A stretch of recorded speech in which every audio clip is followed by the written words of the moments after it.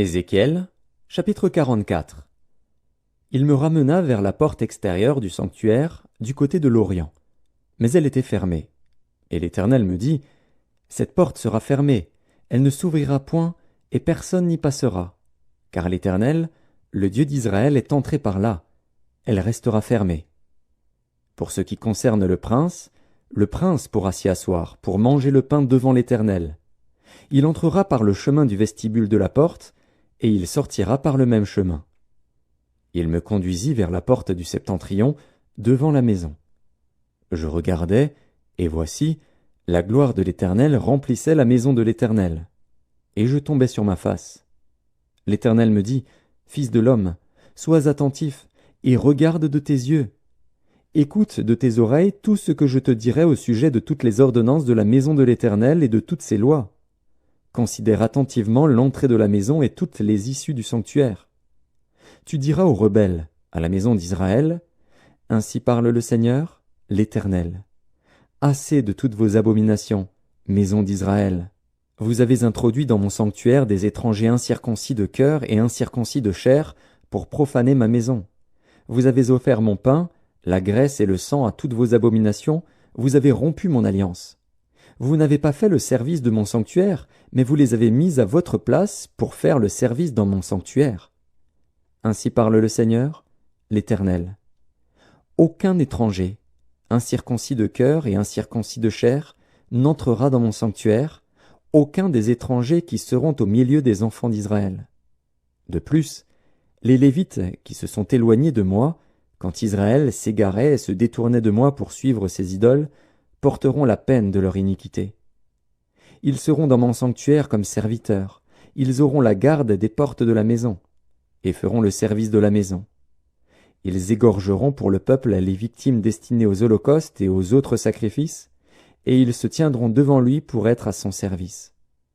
Parce qu'ils l'ont servi devant ses idoles, et qu'ils ont fait tomber dans le péché la maison d'Israël, je lève ma main sur eux, dit le Seigneur, l'Éternel, pour qu'ils portent la peine de leur iniquité. Ils ne s'approcheront pas de moi pour être à mon service dans le sacerdoce.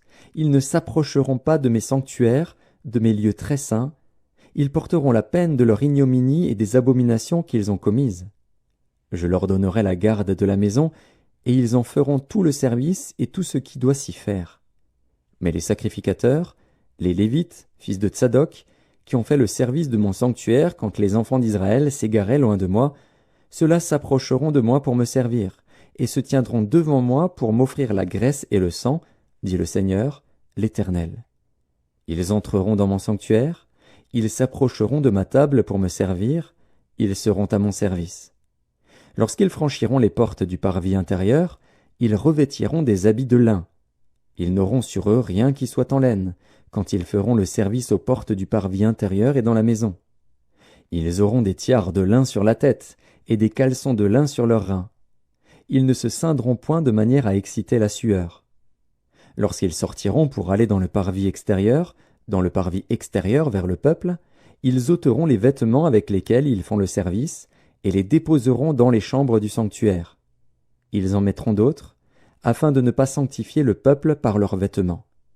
Ils ne se raseront pas la tête, et ne laisseront pas non plus croître leurs cheveux, mais ils devront couper leurs chevelures.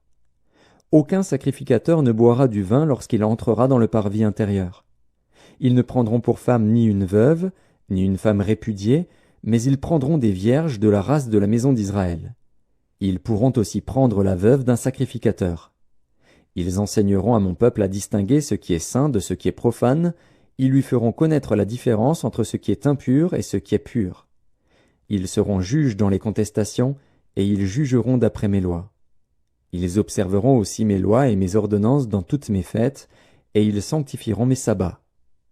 Un sacrificateur n'ira pas vers un mort, de peur de se rendre impur. Il ne pourra se rendre impur que pour un père, pour une mère, pour un fils, pour une fille, pour un frère, et pour une sœur qui n'était pas mariée. Après sa purification, on lui comptera 7 jours. Le jour où il entrera dans le sanctuaire, dans le parvis intérieur, pour faire le service dans le sanctuaire, il offrira son sacrifice d'expiation, dit le Seigneur, l'Éternel. Voici l'héritage qu'ils auront.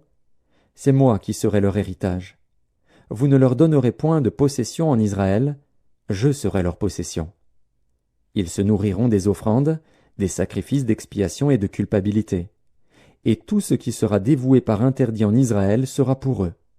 Les prémices de tous les fruits et toutes les offrandes que vous présenterez par élévation appartiendront au sacrificateur.